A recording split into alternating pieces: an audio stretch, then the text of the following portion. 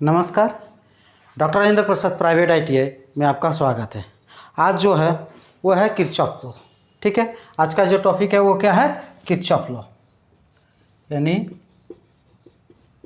Kirchhoff का नियम। ठीक है,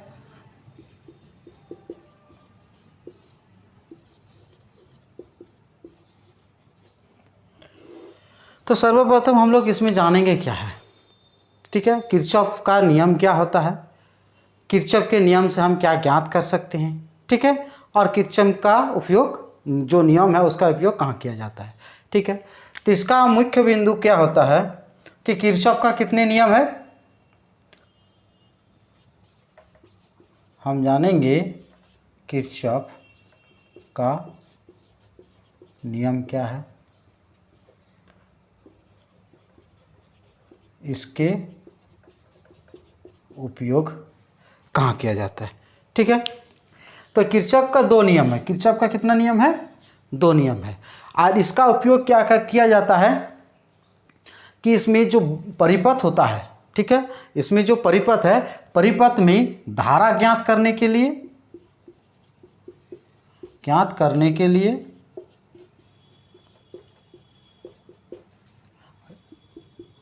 और दूसरा होता है आपका वोल्टेज ड्रॉप।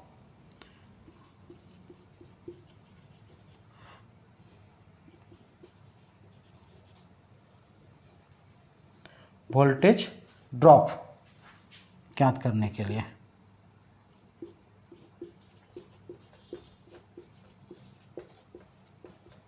ठीक है, धारा ज्ञात करने के लिए और वोल्टेज ड्रॉप ज्ञात करने के लिए किसमें के एक बंद परिपथ, किसमें? बंद परिपथ में धारा ज्ञात करने के लिए और वोल्टेज ड्रॉप करने के लिए। धारा ज्ञात करने के लिए मतलब हम आगे आपको बताएंगे कि इसका उपयोग में धारा ज्ञात कैसे किया जाता है, वोल्टेज ड्रॉप कैसे ज्ञात किया जाता है। तो सबसे पहले हम लोग क्या जानते हैं, किरचॉफ के जो नियम होता है, उस किरचॉफ का नियम दो नियम है।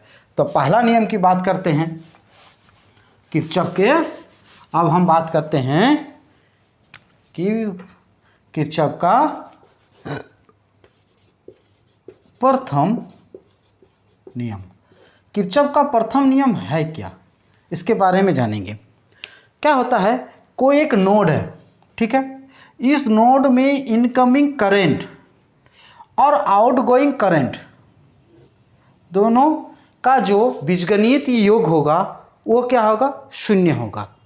अर्थात कि आने वाले धारा किसी जंक्शन पर और उससे निकलने वाली जो धारा है वो क्या होगा? उसका बीजगणितीय योग क्या होगा? शून्य होगा। जो आने वाले धारा होती है, हम लिख देते हैं आने वाले धारा को हम क्या करते हैं? धनात्मक लेते हैं। आने वाले धारा अगर यदि हम I1, I2, I3, I4, I5, तो यहाँ पर आने वाले धारा को हम धनात्मक लेते हैं और जाने वाले धारा को, जो धारा को हम क्या करते हैं? ऋणात्मक।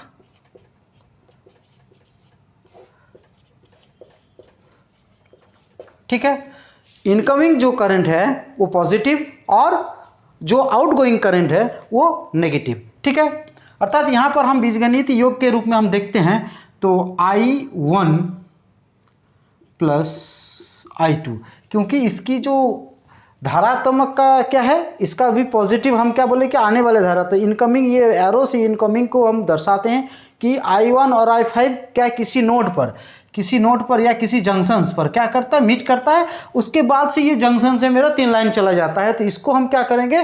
किरचॉफ के प्रथम नियम। तो किरचॉफ के प्रथम नियम में क्या बोलता है कि जो इनकमिंग करंट और आउटगोइंग करंट, इसका क्या होता है? बीजगणितीय योग शून्य होता है। तो आने वाले धारा को हम धनात्मक लेते हैं और जाने वाले धारा को ऋणात्मक। तो आने वाले पॉजिटिव और जाने वाले क्या होता है? यहाँ पर आने वाले पॉजिटिव, जाने वाला I2, I3, I4 = 0। ये बीजगणितीय योग क्या होगा? शून्य होगा। बीजगणितीय योग क्या होगा, इसका शून्य होगा। फिर से हम बता देते हैं किरचॉफ का प्रथम नियम क्या करता है, इसको धारा का नियम यानी KCL, इसको KCL के रूप में भी बताया जाता है, Kirchhoff current law, Kirchhoff current law. ठीक है, तो इसमें जो इनकमिंग करंट और आउटगोइंग करंट ये सबका बीजगणितीय योग शून्य होता है। एक उदाहरण के माध्यम से हम इसको देख लेते हैं। ठीक है, यहाँ तक समझ में कोई कठिनाई? ठीक है, देख लीजिए एक बार। अब इसका हम एक उदाहरण के तौर पर बात करते हैं। ठीक है, कि कोई एक रेसिस्टेंस है, मान लीजिए हम 4 रेसिस्टेंस की बात करते हैं। ठीक है,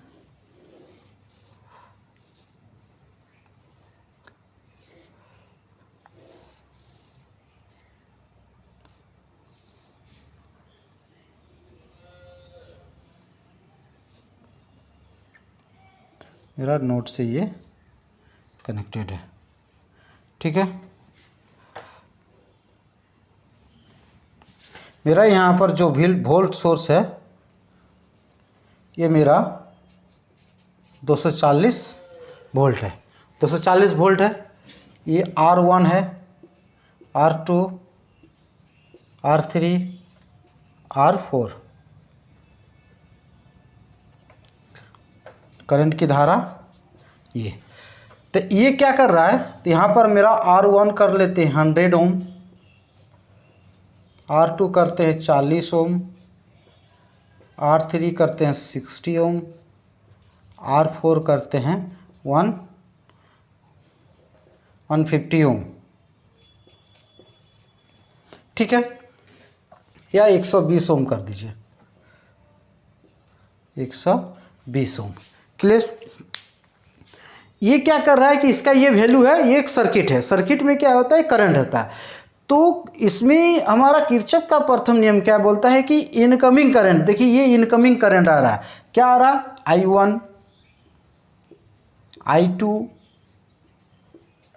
I3 एंड I4, ये 4 यहाँ से मेरा क्या होता है, टोटल है करंट जा रहा है, इसमें हमारा सर्किट में क्या होता है, डिस्ट्रीब्यूट हो रहा है। ठीक है, तो distribute I1, I2, I3, I4, ये I1, I2, I3, I4 जो है वो मेरा कितना वैल्यू है उसका मान हम कैसे ज्ञात करते हैं, ये किरचॉफ का प्रथम नियम के अकॉर्डिंग मेरा होता है। ठीक है, तो चलिए हम सॉल्व करते हैं। तो यहाँ पर हम पिछला क्लास में बताए थे कि ओम्स लॉ, फिर से आपको एक बार बता देते हैं कि ओम्स लॉ में क्या होता है, V=I/R होता है। तो I= क्या होता है, V/R, क्योंकि हम पिछला क्लास में एक ट्राइंगल की बात किए थे।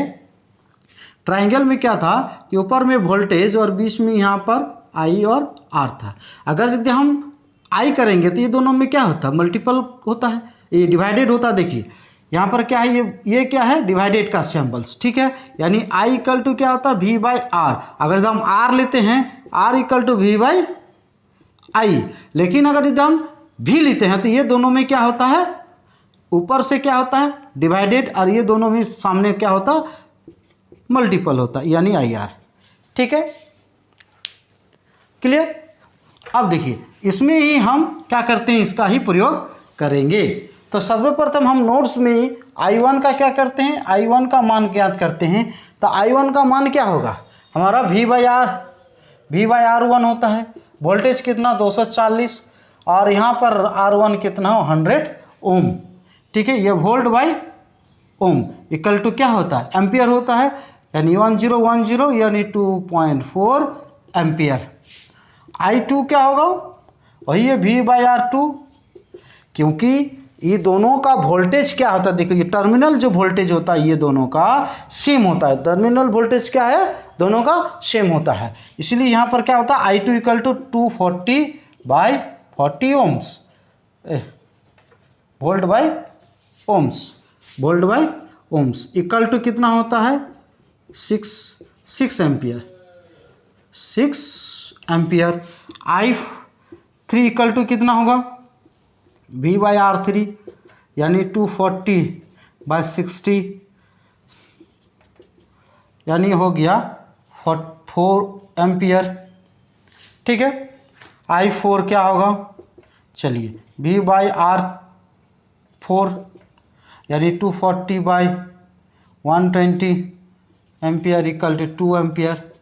अब देखिए टोटल कितना एम्पियर हुआ, टोटल मेरा टोटल करंट क्या होगा, टोटल I इक्वल टू, इसको ऐसे भी लिखा जाता है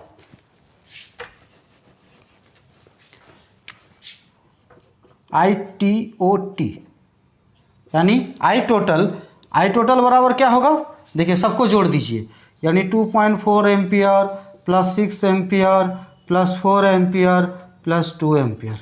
ठीक है, तो कितना एम्पियर आ रहा है, 6 4 10 2 12 2 14 14.4 एम्पियर। ये टोटल इस करंट का वैल्यू है। ये जो करंट है इस करंट का वैल्यू कितना है, इतना है। इसको हम चेक कैसे करेंगे, ठीक है, इसको हम चेक कैसे करेंगे, चलिए चेक के लिए हम यहाँ पर आपको थोड़ा सा बता देते हैं कि चेक कैसे किया जाता है, जांच। ठीक है, अब जांच हम क्या करते हैं कि ये देखिए जितना सारा क्या है पैरेलल में है, अगर यदि हम सीरीज का कम्बिनेशन और पैरेलल्स का कम्बिनेशन करते हैं तो ये टोटल कितना है, पैरेलल्स में है, ये टोटल कितना है, पैरेलल है। तो पैरेलल में क्या होता है कि आपका रेसिस्टेंस होता है तो वो 1/R पैरेलल का P equal to 1/R1 plus 1/R2 plus 1/R3 plus 1/R4। ठीक है, अब देखिए 1 कितना है 100, 1/40, 1/60 और 1/120। इसका एलसीएम कीजिए, 100, 40 या 60 या 20 का एलसीएम कीजिएगा तो कितना होता है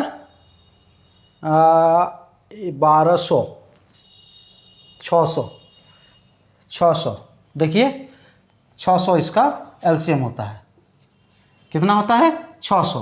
तो यहाँ पर 6 हो गया, यहाँ पर कितना होगा 15 हो गया, और यहाँ पर कितना हो गया 10 हो गया, और यहाँ पर हो गया 5।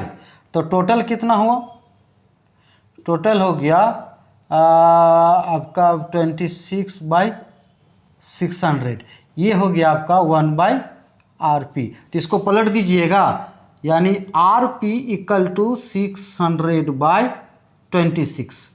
ठीक है, कितना हुआ RP इक्वल टू 600/26। इसका हम सॉल्यूशन निकाल देते हैं, क्या RP पैरेलल में कितना आया 26 को अगर इधर डिवाइडेड करते हैं तो फिर से वो तो कट जाएगा, यानी 600/26, तो इसमें 13 यहाँ पर 300, यानी यहाँ पर एलसीएम 300 से भी मेरा काम चल जाता था। तो यहाँ पर ही करते हैं, तो देखिए 13 क्लियर है, 120, 140, 60, 240 वोल्ट। ठीक है, ये मेरा कितना आया 300/13, ये क्या इतना ओम आया। अब हम जांच करेंगे, कैसे जांच करेंगे कि वोल्टेज मेरा करंट ये कितना आया कि नहीं, इक्वल टू I बराबर V/RP होगा। तो वोल्टेज कितना 240 और RP कितना है, यहाँ पर हम अभी निकाले 300/13, इधर गुना हो उधर चल जाएगा, यहाँ पर काट दीजिएगा 1 0 1 0, 8 यहाँ पर 10, फिर 4 यहाँ पर 5, यानी 13 4 52, 52/5, 52/5। कहीं गलती तो नहीं हुआ, रुके देख लेते हैं फिर से, इन्हें 240/300/13, यानी 1 0 1 0, 8 या 24 और 5 दूनी 10, 4 दूनी 5/4, 13 4 52/5, 5 एकम 5, 6 4 10 2 12, कहीं गलती हो गया होगा, देख लेते हैं फिर से। यहाँ पर 600, 12 5 60, 6 10 60, 15 4 60, 6, यानी यहाँ पर 20 6 26, 26/600, 26/13, 13/300, यानी 300/13 पैरेलल आ गया, इतना ओम्स आ गया, इक्वल टू I बराबर V/R 240/300, अर्थात यहाँ पर कितना आया 240/300 काटने पर 13, 1 0 1 0, 4 6 24, 4 5 30, 4/5, 52/5। कहीं गलती तो ना हुआ? 140, 6 4 24, 4 6 24, 2.4 आज टोटल में ओम्स में 100 40 60 120, 100 4 60 120। ठीक है, रुकिए, इसका जांच जो है, जांच को हम यहाँ से करते हैं। यहाँ पर गिच पिच हो गया बहुत ज़्यादा। यहाँ तक तो आपको कोई समझ में नहीं है, समझ में कोई टेंशन नहीं है। चलिए इसको थोड़ा सा हम मिटा देते हैं। ठीक है, जगह मेरा हमको मिल जाएगा। अब देखिए आई टोटल जो निकला ये इतना करंट आया। इस नोड पर कितना करंट, इस नोड पर कितना करंट, इस नोड पर और इस नोड पर कितना करंट। ठीक है, अब देखिए यहाँ पर आई टोटल इतना है। ठीक है, अब हम इसको क्या करेंगे, जांच करेंगे। चलिए, जांच में क्या होता है कि मेरा पैरेलल कॉम्बिनेशन है, ये क्या है, मेरा टोटल पैरेलल है, यानी 1/R पैरेलल का P 1/R1 plus 1/R2 plus 1/R3 plus 1/R4, तो 1/100, 1/40, 1/60 और 1/120। इसका पूरा का पूरा एलसीएम कितना आएगा?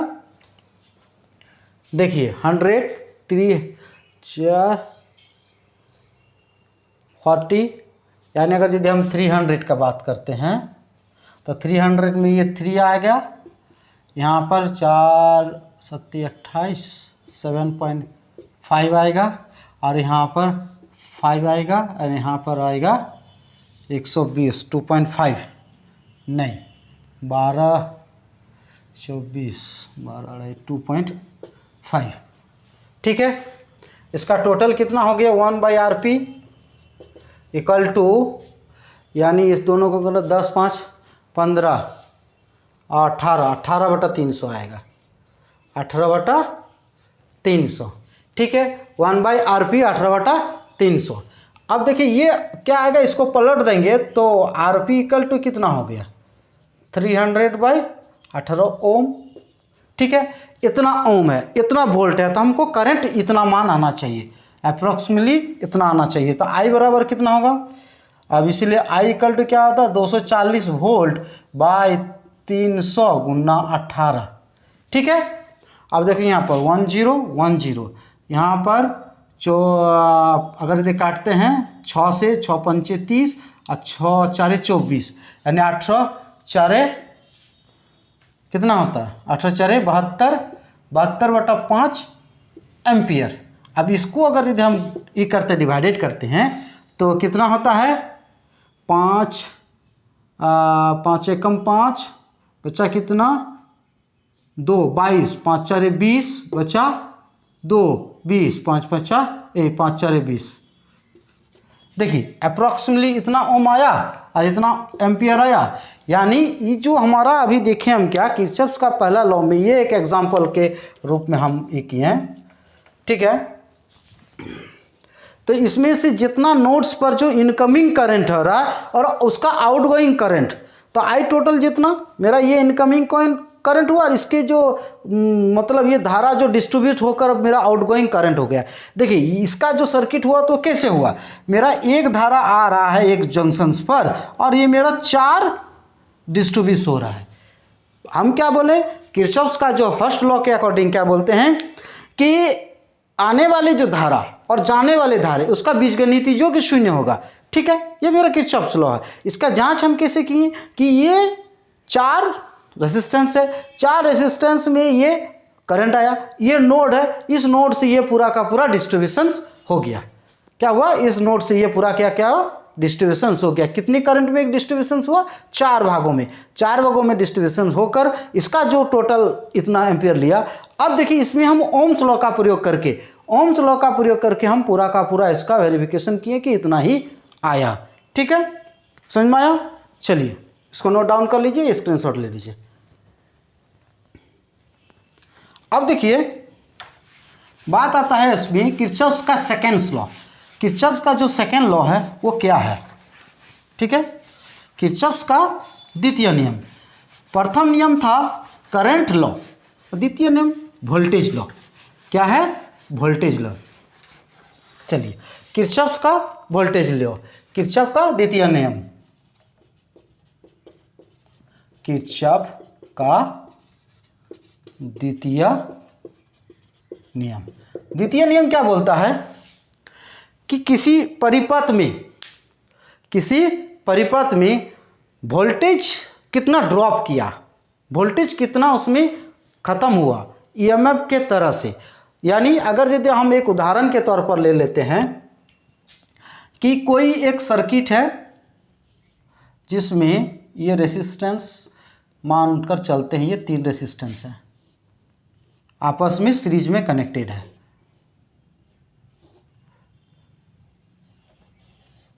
ठीक है, ये वोल्टेज है, यहाँ पर R1, R2 एंड R3, ये मेरा करंट है। ठीक है, तो इस जो सर्किट है इसमें कितना वोल्टेज ड्रॉप हुआ, यानी ये जो सर्किट है इसमें V1, ये जो सर्किट है इसमें V2, ये जो सर्किट है इसमें मेरा V3, यानी V1 इस ये रेसिस्टेंस में कितना वोल्टेज ड्रॉप हुआ, इस रेसिस्टेंस में कितना वोल्टेज ड्रॉप हुआ, इस रेसिस्टेंस में कितना वोल्टेज ड्रॉप हुआ, यही बताता है किरचॉफ का सेकेंड लॉ। ठीक है, इसको हम जांच कर सकते हैं। मान लेते हैं कि R1 equal to 150 Om, R2 हम 75 ओम, R3 इक्वल टू 50 ओम। ठीक है, तो और वोल्टेज हमारा मान लीजिए 12 वोल्ट का डीसी सप्लाई ले लेते हैं, 12 वोल्ट का डीसी सप्लाई। ठीक है, तो इसमें हम क्या निकालेंगे, इसमें जो अकॉर्डिंग कितना मेरा वोल्टेज ड्रॉप हुआ। ठीक है, तो सबसे पहले हम टोटल करंट, अगर यदि हम करंट की मान की बात करते हैं तो ऊपर भी चलेगा, तो सबसे पहले हमको क्या निकालना है, करंट निकाल लेते हैं। तो करंट निकालने के लिए क्या सूत्र होता है मेरा, इसलिए I इक्वल टू क्या होता है V/R। तो V मेरा R टोटल की बात करते हैं, R टोटल, तो R1, R2, R3 जब सीरीज में कनेक्टेड रहता है तो R का मान क्या होता है, टोटली इसमें ऐड हो जाता है, टोटली इसमें क्या होता है, ऐड हो जाता है 275 ओम। तो यहाँ पर वोल्टेज कितना है, 12 वोल्ट बाय 275 ओम, ये मेरा कितना होगा, एम्पियर हो गया। यानी करंट कितना हुआ, 275 एम्पियर। इसमें कट सकते हैं हम, 275 नहीं कटेगा, 3 से भी नहीं। चलिए इतना एम्पियर मेरा आ रहा है कि इसमें अगर एकदम डिवाइडेड करते हैं तो डेसिमल 0.00 और समथिंग कुछ आएगा। ठीक है, तो ये मेरा करंट इतना है। ठीक है, अब देखिए इसका हम और अब हम voltage drop V1, V2, V2 कितना होता है, तो V1 कितना होगा, तो मेरा करंट का जो दिशा है वो तो क्या होता है, एक सामान्य पथ पर चलता है, एक क्या होता है, सामान्य पथ पर चलता है। चलिए, तो करंट का मान अगर यदि हमारा यहाँ पर कितना है, सपोज यहाँ पर इसको छोड़ दीजिए, इसका वैल्यू में थोड़ा सा चेंज कर लीजिए कि मेरा यहाँ पर I का मान जो है I इक्वल टू 2.5 एम्पियर कर लीजिए, I इक्वल टू 2.5 एम्पियर। तो V1 बराबर क्या होता है, IR1, क्योंकि मेरा करंट जो तो क्या होता है, उसकी दिशा एक है, जब दिशा एक है तो उसमें डिवाइडेड कोई धारा भाग नहीं हो रहा, तो V1 बराबर कितना हुआ, तो यहाँ पर 2.5 इंटू 150 150, यानी यहाँ पर कितना होता है, 15 25, यानी 375 एक जीरो, एक के बाद दशमलव, यानी 375